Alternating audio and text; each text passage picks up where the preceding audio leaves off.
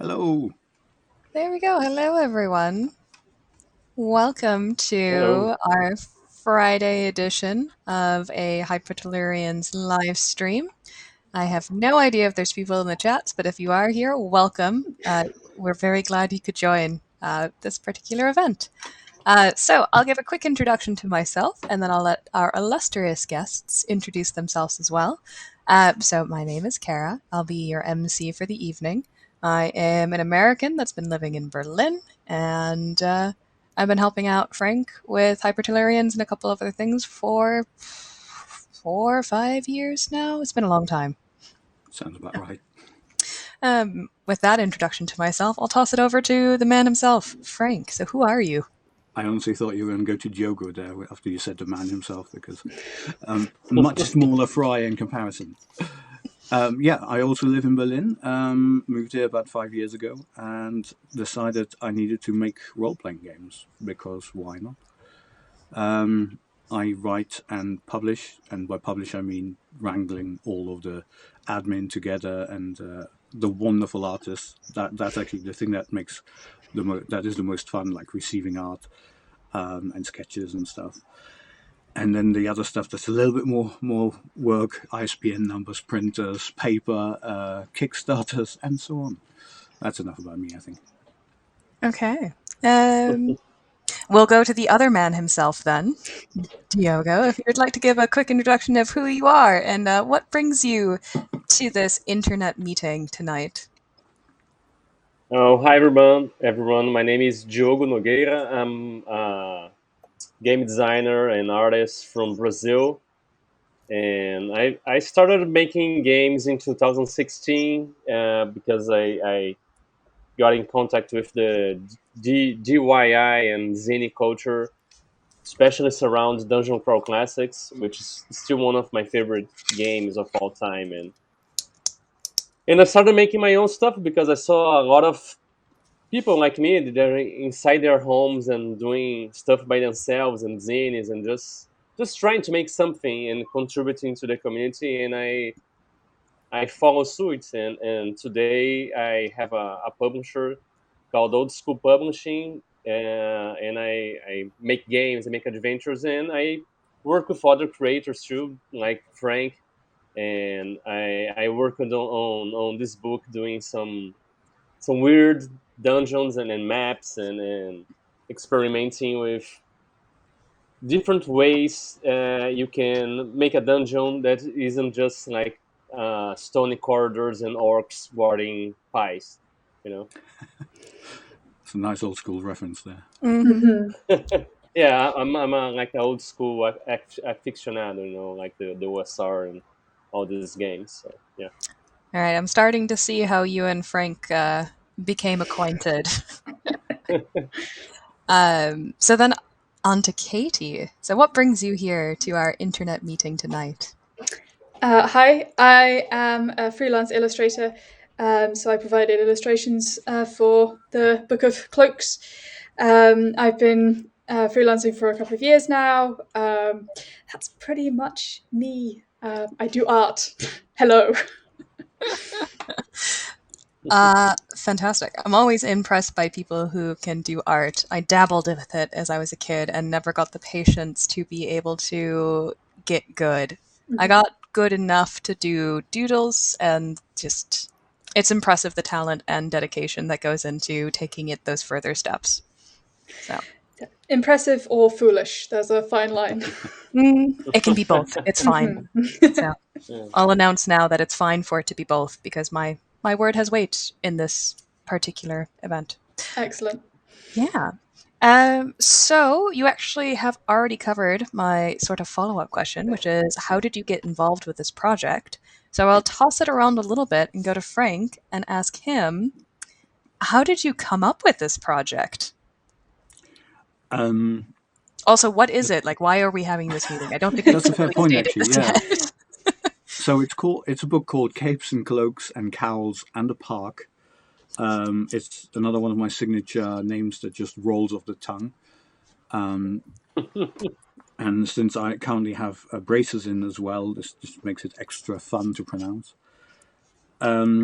And yeah, the book is just that. It's a sandbox setting, self-contained in a sort of extra-dimensional realm. That is a realm of floating islands. There's like a theme park that was made by an eccentric, benevolent, doddery little wizard. Well, not little, really. Ribblerim the Unsure, master diviner. But that's not how it started, because I wanted to make a book about cloaks and capes and such. And so I wrote a bunch of those, and Katie painted them all, and it was really cool. And then I thought, that's a bit too niche even for me. I should probably like put an adventure to go with it. So I started writing an adventure, and then that just got out of hand, and became, yeah, a whole setting.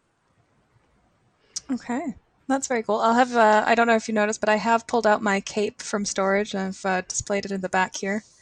Very So, thematic. yeah, making an effort for Friday night. Cool. So I have some additional questions for you, and I'm going to start with a possibly the most important question of the evening, which is, given the choice between a cape, a cloak, and a cowl, what would you choose and why? Any volunteers to go first? I think I would choose a cloak because it would double as a blanket. And that is very important to me, to have something cozy to wrap myself up in on winter nights. That is the classic adventurer answer, isn't it? Practicality there. Yeah. Yeah, I just thought of the cloak because of Grey Mouser, and that's it. Yeah, I really like Grey Mouser, and the cloak would be, yeah. I like rogue types like thieves and stuff. So the cloak is the perfect fit. Yeah. You can be Aragorn and be dramatic in a corner with your hood up and your pipe. Oh yeah. Oh yeah, like smoking, just showing like the pipe coming out, and just Yeah. that's I guess good. my answer would be more controversial, because I would say it depends on the occasion, right? Ooh. Out in the wilderness, cloak, of course. Superhero convention, cape. Cowl, got to impersonate some sort of religious person with like a habit and a cowl or something, maybe. I don't know. Or royal. Yeah, I don't know. I can't pick so easily. I just don't have enough data. So, is there so since you are the now stated expert in terms of capes, cloaks, mantles, cowls, etc., is there a term for a cloak that is not full length? Yeah, okay. First of all, an expert in as much as I created a Pinterest full of capes, cloaks, and cowls that I liked, and then made a book from it. Yes, I believe you can call it a demi cloak. Okay. But I'm not 100% sure on that, to be honest. Okay, I have no idea because I like cloaks. I think they're fabulous, but I'm quite a short person and I trip over myself a lot. So if I have a long cloak, I will trip over it. So if I'm left to myself, a demi cloak, if this is what we're terming it, would be my preference, I believe. Or look for a hooded cape. Could be that. Yeah. So I believe what I have behind me is actually a hooded cape, but I don't know. It looks fabulous. That's all I know. Cool. So moving right along, now that the most important question is out of the way, second most important question, which is this book. What has been your favorite thing about working on this book? You go pick someone to answer. I was going to say, Diogo, I think we'll go with you first because Katie and Frank have gone first already. I think it was coming up with the challenges of the map. Like when Frank talked to me, he gave me like broad ideas in a document describing what these locations would be, and they're not like standard dungeons. Like it's like a museum of divination spells, or maybe like a dungeon that's actually like a bouncy castle. And I have to run with these ideas to make a dungeon with different things for you to do, different ways for you to explore it. Because I don't like the linear dungeons and stuff. So I like to make different paths, different options, and putting in these locations opportunities both for exploration, traps, or even combats, or you know, or mainly put something weird for the players just to ponder on those and use those themes that are really not conventional and are really out of the box. Was really fun for me to create it and to jam with it. It's like we're like jamming. He gives some ideas and I show him some stuff and he gave me feedback and we were working on them. It was really cool. And Yeah.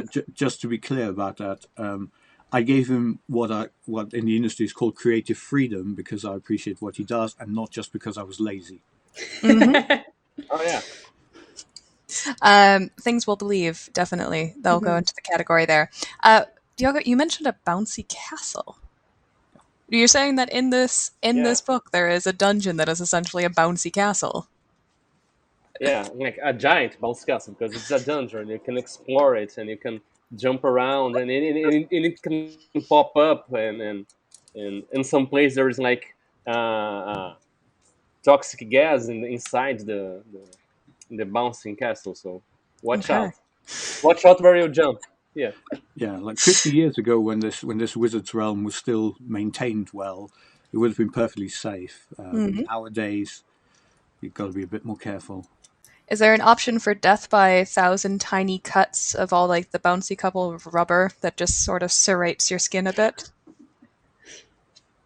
Not that I remember. Okay. But there's still time, you know. There we go. I'm not paid for this, but that's fine. You can take this idea. Katie, so for you, what was your favorite thing about working on this project so far? I mean, the whole thing has been really fun to illustrate. It's I did some work on Hypertellurians before, and it's always fun because Frank's ideas are always so like lively and colourful and quirky. So it's not, you're not drawing Orc number 3. You're drawing something that is just more interesting to design. So it Like was Orc number 4? like Orc number 4, yeah.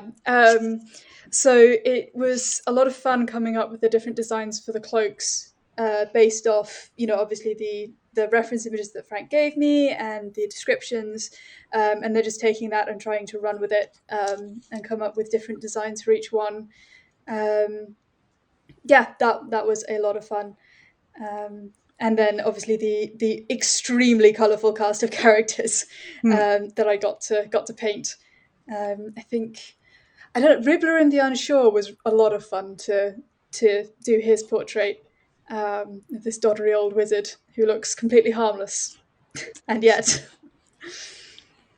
Okay. What made it so interesting, besides the fact that he was a definitely not sinister, dawdling old man?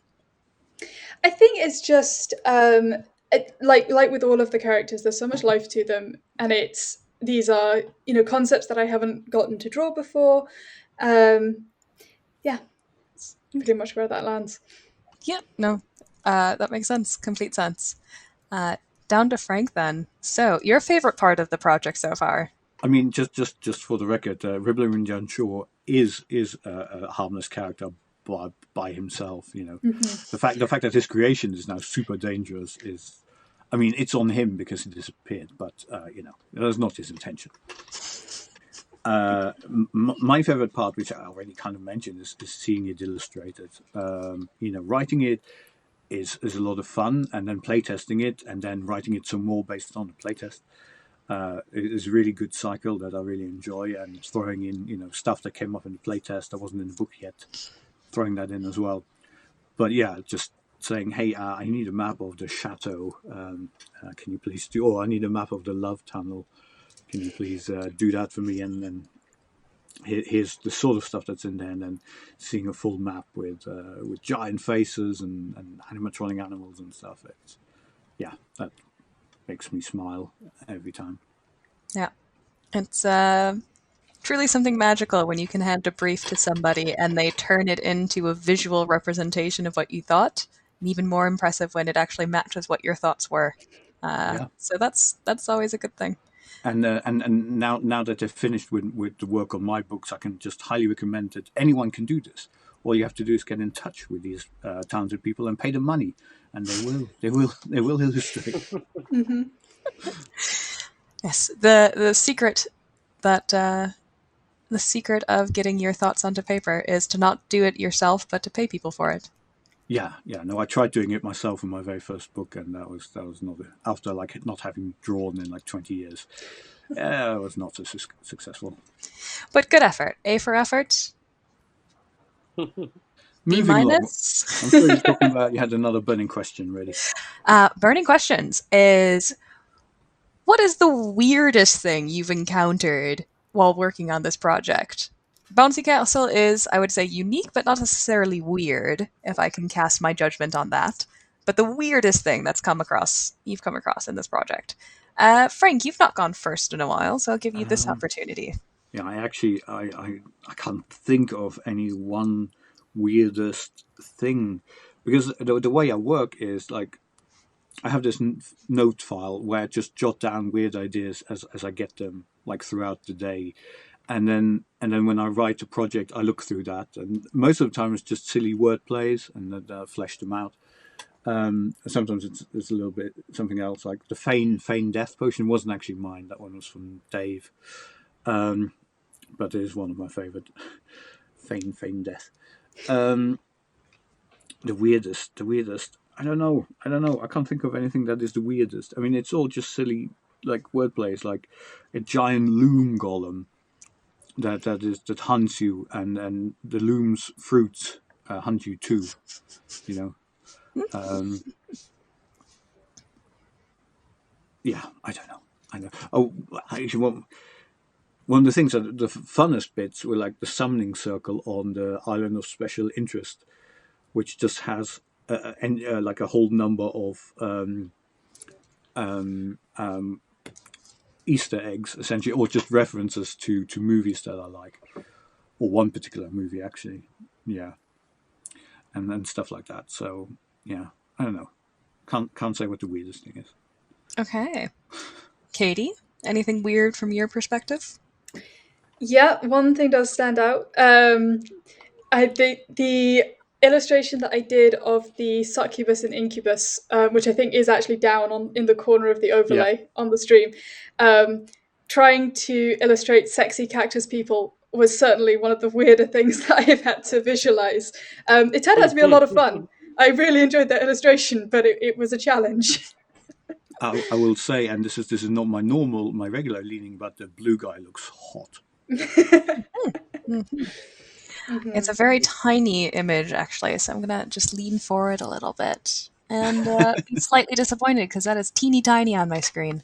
Oh, don't worry, it's going to be really big in the book. Good. That's the only way I would expect that to be. Moving on then. Diogo. Weirdest experience with this thing so far? Yeah, everything's a bit weird, right? So I think it's hard to choose because I had so many small things, and I like how some of the maps, some locations are like disappearing because the spell is that created those things is failing, right? So you're like exploring this world that can disappear at any moment under your feet, and we're trying to incorporate these things on some of the places that you can explore on this adventure. So I think that's something weird that I rarely see. Like you are exploring a reality that isn't really reality, and it can just go away right under your feet. So that's fun. I'd say I should probably come with a warning. Don't go here. Don't go there. It's like danger of life. When we were playtesting it, I really enjoyed when the world would kind of dissolve around, because in our modern society, there is not so easy to schedule things. That's terrible English construction there. Sorry, everyone. It is not so easy to schedule things with various people. So having a mechanic in the scenario that allows people to drop off temporarily and come back, I found to be both very, very clever, not weird at all. and very helpful as a player. So, yeah, nice thing that I thought about this. Nice. That comes from years of gaming and just knowing that getting the group together is the hardest challenge. So having an in-world means of That's smart. explaining that. So that was a good thing. By the way, the little succulent, the incubus and succubus, I named them succulents, which is just a type of plant, really, cactuses and such. But it made for weird enough word. And the little guy I've called Phlox. He's my absolute favourite. Speaking of absolute favorites, I have a question, which is, of the various garments mentioned in the books, well, the book, there's only one in the book, what would your favorite be? And again, why? I can't remember the name of them all. This is a big problem. This is the issue. There's a lot of them. They have some excellent names, and I can't remember them. I think my favorite would likely be one of the cloaks is one that muffles anything that's inside the cloak. So you could be carrying keys and watches and money and everything, and it would be completely silent, and you wouldn't clank as you were walking along. And I want to play a thief character who uses that cloak to, pick pockets and then walk around with, do you want to buy a watch? Yeah. I found it. It's the anti-solicist demi-cape. Yeah. Yeah. That is a name, Frank. Yeah. That is a name. There are some names. They're wonderful. I love the names of all the cloaks. I have actually one of mine that I really, really like is the Forgotten Focus of the Enlightened Conclave of Occultists. And that's occultist with one C, so ocular. Because it's an extremely sort of, it's supposed to be like a garish cloak on one side full of eyes, which can also be turned like perfectly beautiful if anyone were to know the command word, which they don't. But the thing that I liked best about it is that the cape was the focus of a powerful ritual in ancient times, which gives the wearer immunity and unwavering loyalty from Othaniel, tall prince of the sixth heaven, enemy of Samuel, magician of the fifth heaven.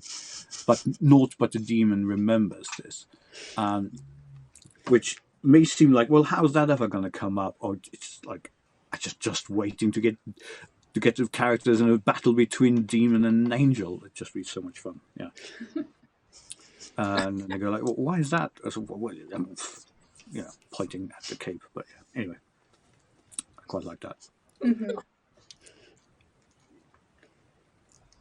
And Diogo, do you happen to remember, maybe not the name of the cloak, but the functionality maybe that you particularly liked? Or I was looking for the name here.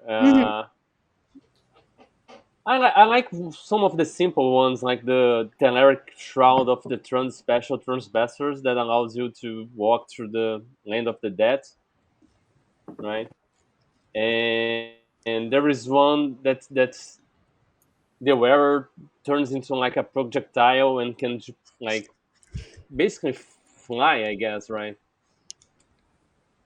Morphic Missile. The Morphic Missile. Yeah, that's a great name, Morphic Missile. That's fun. Yeah, that's very much a nod to Hypertellurians, that one, where you just kind of turn into a rocket. Like a rocket, yeah. Mm-hmm. Like you do when you have a very specific outer garment. Yeah. Nice. Where do? So, I've written a note actually to myself, which is, Frank, how do you actually think of these names? Is it like you wake up one night and go, aha, I've got it? Or do you just like open a thesaurus, mash words together, and then come up with a concept afterwards? Well, names like, what have I got there? Like, okay, well, that's not a good example. Can't think of a good example now. Solicist, anti-solicist or something, or hesychastic, or cyromantic, aeolian, those words? Those words, or the ones that are like 10 words long and are all alliterative. Yeah, well, that's just dedication to my art. If I can have a phrase that is partly alliterative, then it behooves me to make it fully alliterative. Otherwise, I feel like I shouldn't even title myself a hobbyist writer. Uh, I just feel like wordplay is an underrated art, which is also, I guess why I will never get rich with this. But yeah, I will say this, that I have an old dictionary of unusual words that I spend a long time getting from various formats into a document that I can search, so that I can search for. Well, I'm looking for an unusual word for like fast or something like that. I don't know, that's a bad example. But then I will search for fast, hoping that that's in the description of another weirder word. And then I'll Google it to see if nowadays that word means something very, very different, uh, which has also, happened. So yeah, and then yeah, thesaurus definitely is your friend, and sometimes you have to work a bit harder, and sometimes it just comes to you. And then, but I'm forever like jealous of other people who do this, like uh, Troika's Daniel Sell, for example. He just comes up with the best sentences. Um, yeah, Yeah, that's fair. yeah.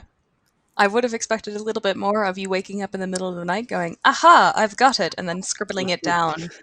No, Uh, only the silly ones. Like the silly ones, they come at me, in the bathroom, in the shower, that sort of stuff. Very But bathroom the orientated locations yeah, for the ones inspiration. that sound like, very esoteric. No, those I have to work hard for. Okay. Sorry. It's fine. It's okay. I appreciate a good bit of wordplay, so I understand that there is some work involved in this. Um, segueing or pivoting. There we go. That's the word I'm looking for. Pivoting slightly. For those of you who are familiar with Hyperliterarians and other published works from Frank, you notice that he tends to have a numerous number of codpieces mentioned. And Frank, the question I have for you is why, in a book that has all C's in the names, are there no codpieces included? Because I felt that maybe I was overdoing it from previous books. I hadn't thought about it in this, from the C point of view. But to be fair, the book has 100 treasures in it. Like, And how many of them are codpieces? yeah, I can't remember. Maybe none of them are cod pieces. But if cod pieces is what you're after, brutal impalement in the bag of infinite holding, I think it's called, has you covered for cod pieces. Yes. It is one of my favorite publications of yours, I can say. Very easy to run, very fun, and provides endless joy, I would say. Cool. I'm looking at my list of questions that I've come prepared with, and we are blazing through them. You guys have all really snappy answers, which is good. So I'll go on to one that I expect probably will get a little bit longer of answers, which is you guys are all artists of some sort, and this project is obviously including a lot of artwork here. So what was the artwork from the book that you've liked best? Diogo, you've not been able to have a chance to say something in a bit. From your side, any opinions? The part of the book I like best. So, either part of book or specifically the artwork that's included in it. Oh, okay. Well, there's so many. I really like the initial map, like that shows the I was going to say locations. Yeah, it's like in a double page. There's the paths and the place like the Avalon and the castle, the museum, and all that. I really like because it seems like a pocket dimension inside of a cloak, which is exactly what it is, right? So yeah. I don't know. It's fun for me because you see like the stars on the background, so it seems like you could stumble on it just traveling in your spaceship or something. Yeah, I was going to say I really like that one. I feel like because the map is amazing and I've reused it throughout. each chapter about the island will show that part of the island again there, and individual locations. I've tried to reuse them there as well because there's so much detail in that map as well, which is awesome. I don't think I have fully previewed it yet. I've only shown snippets, if I'm not mistaken. But I also can't remember fully everything that I've previewed or not. But recently, I've been trying to keep that one a little, only tease little bits of it now because it's so good, and it's going to be the end paper so that you can just always reference it. I'll put the names of the islands on there and the page where you can find it. So it should be very, very easy to flick to it. Cool. That said, there are a lot of other ones. I already mentioned that I'm a huge fan of that little cactus guy. But there's also so many of the cloaks that are just gorgeous. One of the things that I tried to do with this, because originally I said, hey, can you draw the cloak? But I didn't want the cloak to be hanging there in empty space. So why don't we just have some like basic sketch or line art of the person wearing it? And then when we turned it into like a whole setting and adventure, and we needed character portraits, so I thought, why don't we flip that around? And now we have the person in color and their what they're wearing in black in line art and stuff. And I think that's come out really, really well. So if I had to settle on any one piece, then I'd just say literally any piece that has like folds and shiny fabrics in it. Yep. The shiny goblin horde syndrome, except instead of dice this time, it's related to pretty clothing. And yeah, Kate? sorry, I was just going to comment on those ones. The shiny fabrics were so much fun to paint because I hadn't had a chance, certainly with client work, I hadn't had a chance to just dive into fabrics and try to render them in a way that made sense to me. And it was just so much fun to like decide, okay, this one's going to be velvet with embroidery on it. What does that look like? How can I make this, read as that kind of textured material? So that was a lot of fun, and trying to make sure that they were all different so that it wasn't repeating myself too much. And then, of course, one of them was the Bayou Tapestry. Yes. Yep. That's not a big ask or anything like that. Oh, no, that was me. That was her. I had nothing to do with that one. I gave myself that challenge. But that one was a lot of fun. In fact, that might be one of my favorites in terms of the cloak designs. Just the way that came out. And yeah, of course, the main big cloak map was a challenge, trying to make this map that was simultaneously a theme park map and also a physical cloak with patches sewn onto it that were also 3D portals. It was a challenge, but it was a lot of fun. I didn't realize you were the one that made the map. The map is fantastic. That one. All of the other fantastic maps in it are Diogo's work, and they are amazing. Okay. But yes, just the main one at the front. Okay. But the rest of the maps are also fantastic. I didn't realize I had the map people here. I've missed out entirely on the briefing for this live. My goodness. Since we have the map people here, I can ask one of my favorite questions, which is, what is a hidden treasure in one of the maps? Have you snuck any kind of things in, or what's your favorite parts about the map? The front one or the all dungeon the maps. designs? So all of them. The ones that you have made, or ones that you have noticed have something secret in them? Looking at them now. I mean, I don't know if it's secret, but in the chateau, this is like the shadow of a vampire. Let's just say a vampire. She holds a ball there, and she lures people in because the whole of her estate is surrounded by animatronic bears that have gone rogue, and say, "Quick, come here. You'll be safe in here, and then we'll party forever." And she's got a prisoner in there as well on display, and there's a statue of her that sort of has got her foot on the cage. And so that's a big illustration that Katie has done. and Diogo has put it in as as an illustration, a tiny but awesome illustration on the map as well.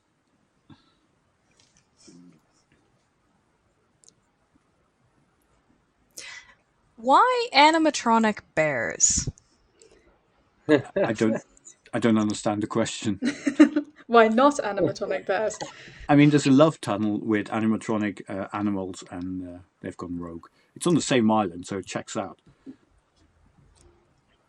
Okay. I mean, yes, animatronic animals in the Love Tunnel does make sense, but why bears? They don't seem particularly Love Tunnel-esque or anything like that. You have to remember this is Ribblerim's idea of a love tunnel. Bears are cuddly, so yeah. Exactly, they're That cuddly. totally makes sense. Yeah. Okay. I guess we're going towards the Care Bear type of bear, in a way. Any kind of bear, really. It's really soft and furry. If it stands on its hind legs, Yeah. it likes to give hugs. All of these things are true things. Yes. Okay. Yeah. Sorry. I retract my question. It's an obvious answer. So Diogo, with your map work, any hidden treasures to tell us about? Looking for Easter eggs. I'm not completely sure. I know that in the chateau that he mentioned, I put a hall of games, so you can go inside this game and sit on a room in a dungeon and play other games. So in the middle of the game, you just stop and play something else. So Like I Parcheesi love or doing this stuff. Yeah. I don't know. You can play Uno. You can get a board game. Oh, maybe you can play another RPG inside of your RPG. So I don't know. And so you can play the Capes, Cloaks, Cowls, or Parks in Capes, Cloaks, Cowls, and Parks. So you're oh a player yeah, of course, because playing the character. Recursion error. like a meta game, game inside a game. As I'm scrolling through, I scrolled past the Root Baby illustration, which I must say is also one of my absolute favorite, and I don't want to give too much of that one away yet either. Just for your info, Kara, I got sent in an audience question which I've copied to your WhatsApp. Oh, fantastic! I My could not WhatsApp. think of a more technologically sound way of doing that. You're lucky that my phone is actually moderately close to me for once. So, illustrious audience member, your question is: in which world do non-human animals enjoy the best quality of life? And are we talking about worlds like islands within the realm here? I believe yes. That would make sense since there's like 5 or 6 of them. Yeah, something like that. Non-human animals. Because humans are animals. Yeah, and also because for example, the petting zoo on Sunset Island, I believe it is, has cats in it, sentient cats who rule everything, and a whole bunch of anthropomorphic animals who have evolved into the cat's servant. Except for chickens, they've refused to evolve. That's so chicken. Were they too chicken too? Pardon? Were they too chicken too? Yeah, the chickens. I think they're just dumb. I mean, delicious but dumb. But I don't think. Or maybe they just realize that no matter what changes, they would be the same amount of happy they always have been. So Yeah, they may exactly. be philosophical chickens there. I certainly don't think they would have any particular quality of life in that petting zoo. There's it's quite dark in places. Yeah. The cats are very harsh rulers, and if you enter the barn at the wrong time, you might come upon an execution or something. I forget by what. I think it's rabbits. Execution by rabbits. Yeah, feral rabbits. Someone somewhere, I can't remember where now, but because there was an obvious reference to a Monty Python skit, where they come across the cave and there's this rabbit. They're all like, "What? We pissed our pants for this?" And then it just destroys them. So someone found that and pointed that out. I can't remember where now. Yeah.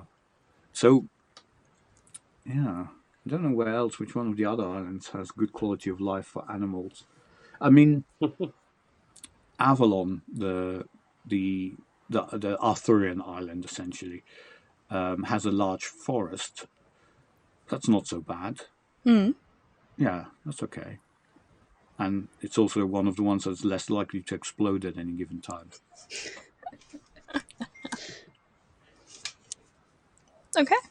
Okay. Hopefully, illustrious audience member that has satisfactorily. I should not use fancy words. It's Friday at 6:45 for me, so I'm done with fancy words for the week. Hopefully, you are satisfied with this answer, and if not, you can just ask it again in a slightly different way, and we can try again. I have a question that's an obvious one, and I'm a little annoyed I've not been able to ask it until now, which is, what is your favorite world from the park?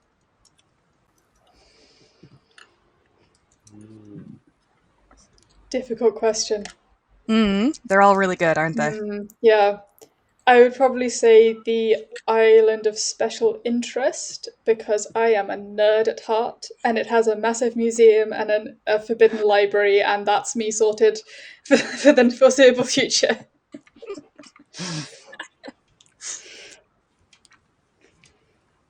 Yeah. Diogo, any favorite worlds from you, or all of them you can't choose? I think I like Avalon. I like the stuff I did on the tomb, and it's like a mythology I grew fond of, you know. Yeah. So yeah, Arthurian legend is it always a good speaks one. to my childhood, I guess. So I think, I mean, and this is probably colored also by the playtest a lot, because in the playtest, one of the islands we didn't go so much to was Bouncy Island, which is a shame. But Adult Island was a lot of fun. The said animatronic bears, the love tunnel with the lions, the gang of sort of post-apocalyptic Regency aesthetic, flesh-eating erudite cannibals. Yeah, they're good fun. But I also I do like the Welcominarium because of the fruit and her looms, because of the mock wizard's tower, the fake wizard's tower, which has got this sort of automaton in there who's trying to recreate one of the cloaks, and because of the coven that was there, and they did some sort of ritual, and then later on they turned themselves something else. Who knows? That was never quite clear. Basically, their whole grimoire became a giant walking spider and started rampaging around. That was fun. Which world was it where my character ended up becoming a ceramic doll? I mean, to be fair, that was only your skin. Your skin was replaced by that of a life-like ceramic doll, and vice versa. The doll's innards now had your skin. Yeah, and that was Adult Island. That was the That wasn't Evan. Venusian. That was the Venusian cabaret, which Okay. is basically the coven of space witches, who worship this entity that's all about art and music and performance, and so all of their rituals revolve around that. Yeah. I have many good memories of Adult Island then. I didn't realize they were running the same. I remembered it as the Venetian court, not that it was called Adult Island. Right. Because we also lost a team member on that island, if I'm not mistaken. Got? Isn't that Highly right? possible. Yeah, he made a deal with somebody, and that went bad very quick. Oh well. Now, Such as it goes. I think we're running out of time. We've got 11 minutes left of the hour that you told. So, Yine? I was advertising 45 minutes. Oh no. Okay, sorry. Well, yes. let's split the difference and squeeze in the last question. Okay.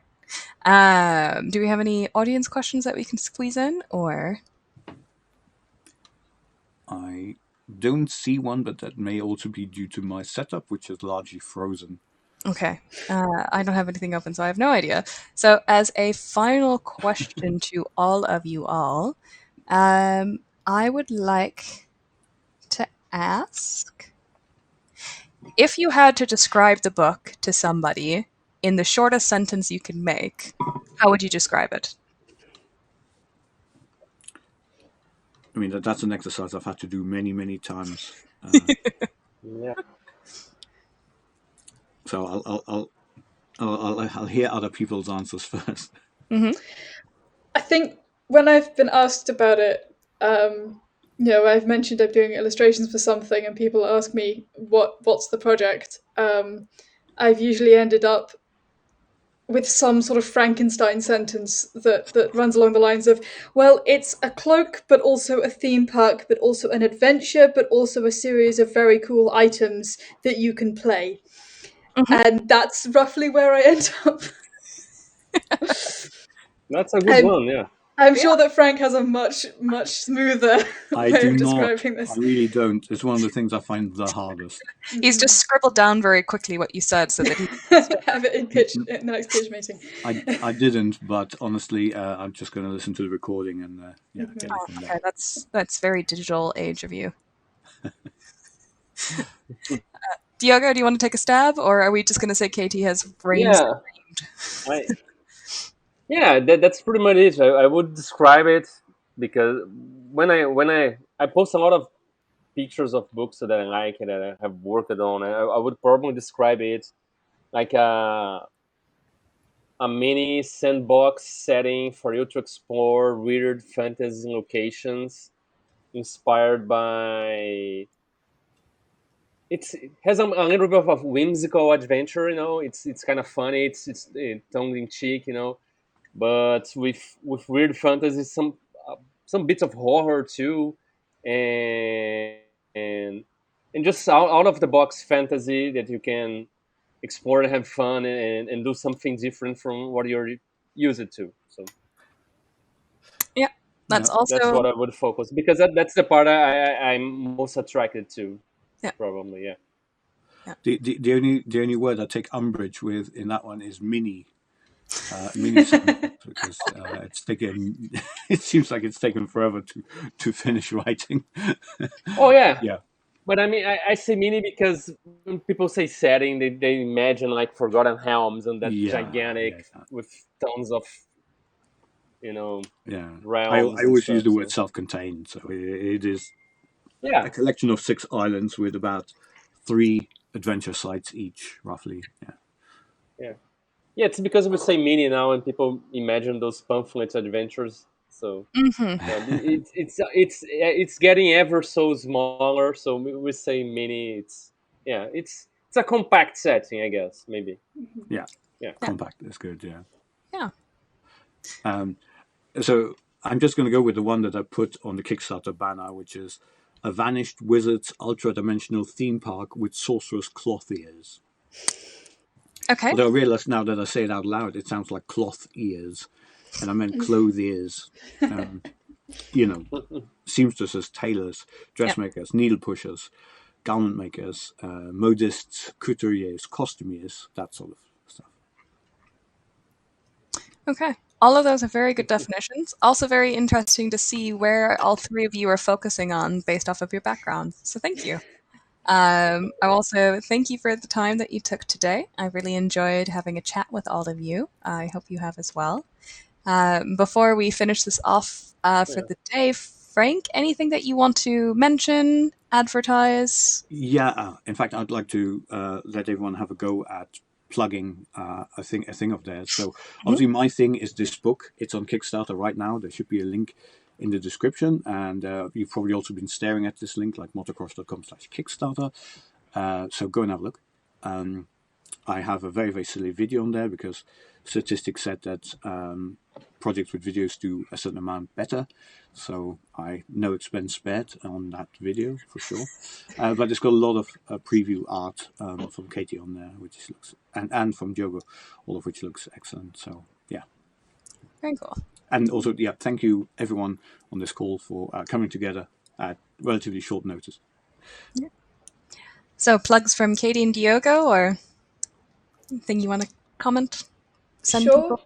Go ahead. I mean, my plugs are literally just me as an illustrator. So I am at Pan Dimensions on Twitter, and Katie Wakelin. Search that on ArtStation Twitter. You'll find me.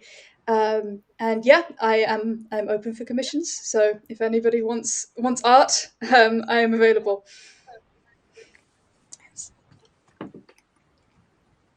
And for me, I have a website. It's called oldschool-publishing.com, which is like my publishing website. I have all the books I make and stuff like that. And I'll be soon releasing a Space Dinosaur Rangers RPG called Yes. Cosmosaurs.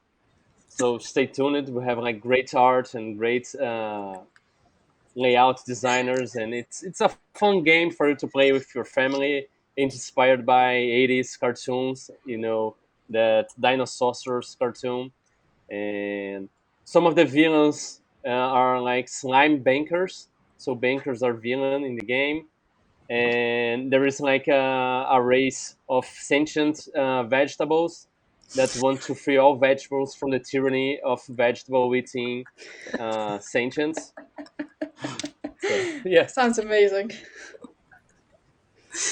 And please go check out Cape's Cloaks and Cowls. It's a great book. It's was so much fun to work on, and there's so many interesting and different stuff in there that will really spark our imagination and let you explore other types of fantasy besides orcs, elves, and dwarves and dragons. Yeah.